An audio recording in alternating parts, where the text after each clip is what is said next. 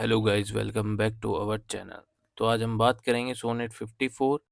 तो दोस्तों, इस सोनेट का जो मीनिंग है वो ये है, ये सोनेट असली और बनावटी सुंदरता के बीच का अंतर दिखाता है। शेक्सपियर कह रहे हैं कि सिर्फ दिखने से कोई चीज़ सुंदर नहीं होती, असली सुंदरता अंदर से आती है। जैसे गुलाब की खुशबू, प्यार, सच्चाई और अच्छाई इंसान को हमेशा अमर बना देते हैं, चाहे उसका रूप एक दिन ढल भी जाए। तो शुरुआत करते हैं फर्स्ट फोर लाइंस। कितनी ज़्यादा सुंदर लगती है असली सुंदरता, जब उसे सच्चाई का मीठा गहना मिलता है।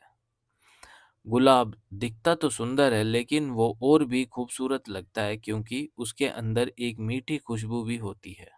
तो यहाँ पर शेक्सपियर कह रहे हैं कि सुंदरता तभी असल में सुंदर होती है जब उसमें सच्चाई होती है। जैसे एक गुलाब सिर्फ देखने में सुंदर नहीं होता, बल्कि उसकी खुशबू उसे और भी अनमोल बनाती है। Line 5 to 8।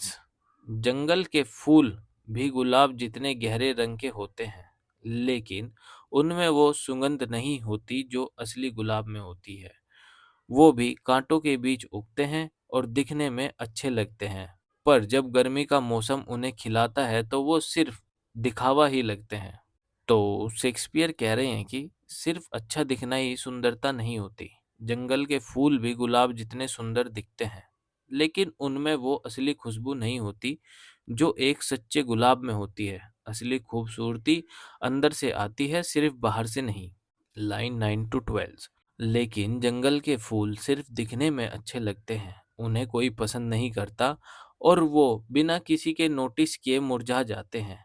वो सिर्फ अपने लिए जीते और मरते हैं। पर असली गुलाब ऐसा नहीं होता, उसके मरने के बाद भी उसकी मीठी खुशबू बनी रहती है। तो शेक्सपियर कह रहे हैं कि बनावटी सुंदरता सिर्फ दिखावा होती है, उसकी कोई कदर नहीं करता और वो बिना किसी पहचान के चली जाती है। लेकिन असली सुंदरता जैसे गुलाब की मरने के बाद भी अपनी खुशबू छोड़ जाती है, यानी उसकी याद हमेशा बनी रहती है। Line 13 to 14।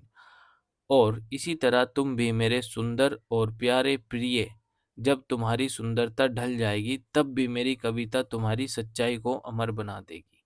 यानी शेक्सपियर कह रहे हैं कि जैसे गुलाब की खुशबू उसके मरने के बाद भी रहती है, वैसे ही तुम्हारी असली सुंदरता यानी तुम्हारी सच्चाई मेरी कविता में अमर रहेगी। चाहे वक्त के साथ तुम्हारी जवानी ढल भी जाए, लेकिन मेरी कविताओं में तुम हमेशा जवान और सुंदर रहोगे।